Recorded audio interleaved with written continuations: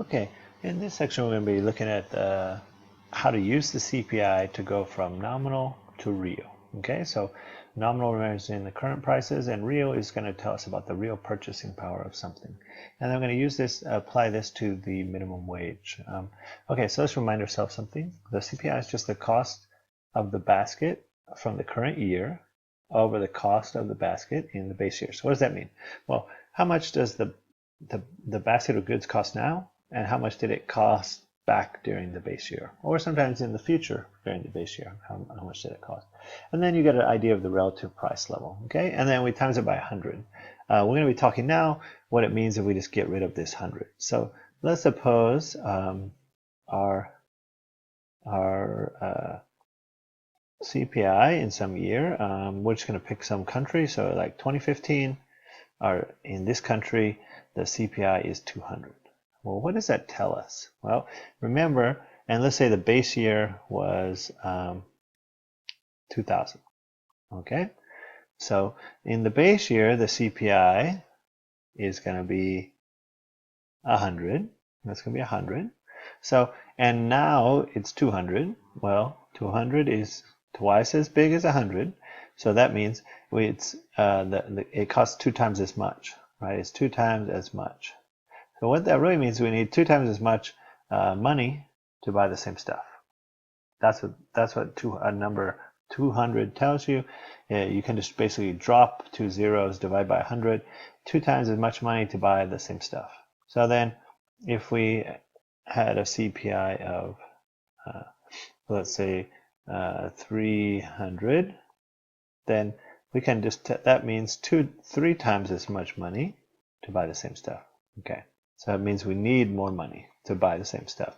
If we were keeping something constant, then it would mean that purchasing power is going down.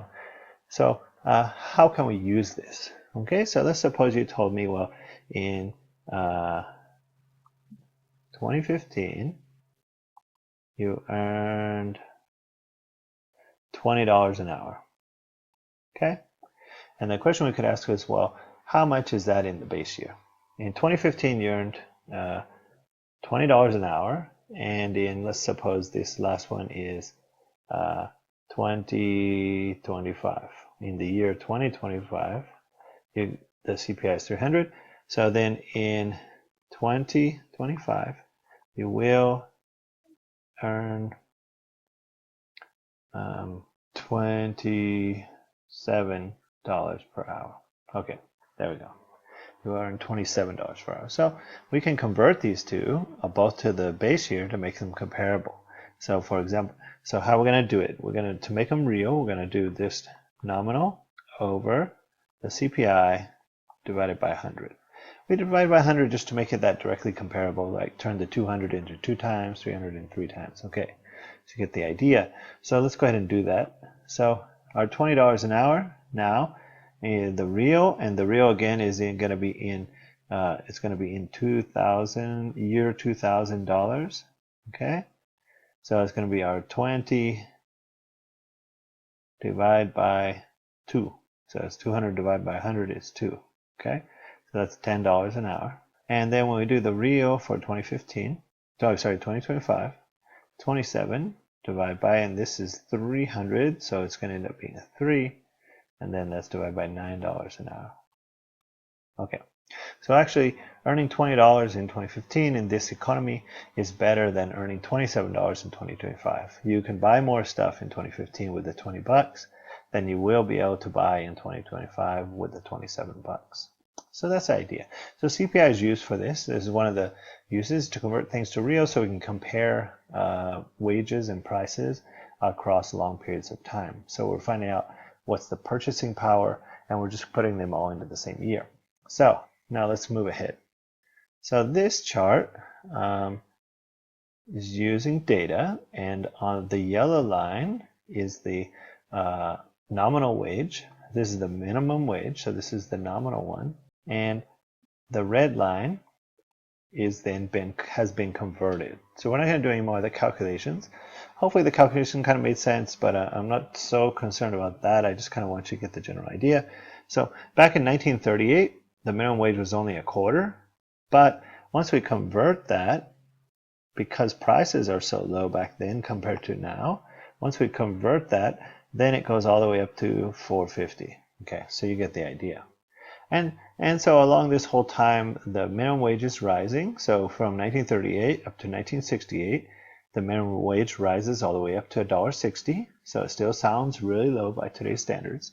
But because prices were so much lower, when you convert that $1.60 into purchasing power, it's the same as having $11.39 an hour in 2018.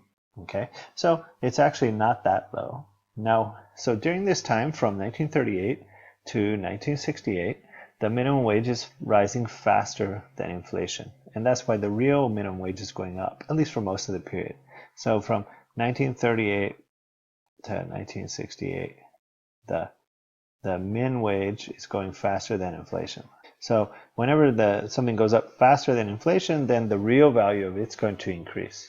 Okay, so if inflation is going at 3% and you're increasing something at 4%, well, that thing in actual real value or real cost is going up. So what happens after that? So after that, the minimum wage continues to go up.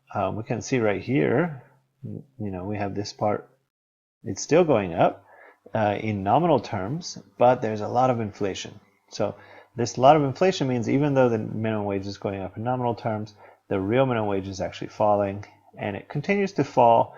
And even though the minimum wage has been hiked again a few times, the real value of it continues to fall. And so in 2018, which is the dollars we're using, the minimum wage is only worth $7.25. Now they're the same point because at that point the CPI is just 100. Okay, so we find that actually the minimum wage used to be much higher than it is now, and it has actually been falling over time. So this is one lesson we can get from here. We shouldn't get fooled by the fact that the nominal number is going up. What we really need to care about is the purchasing power of that, and for that we need the real number. One other word of caution is that your textbook has a similar chart, but it seems like one of the lines kind of shifted on them or something because theirs is a little bit off. So I will make sure to post this in the notes in case anybody wants to take a look at it.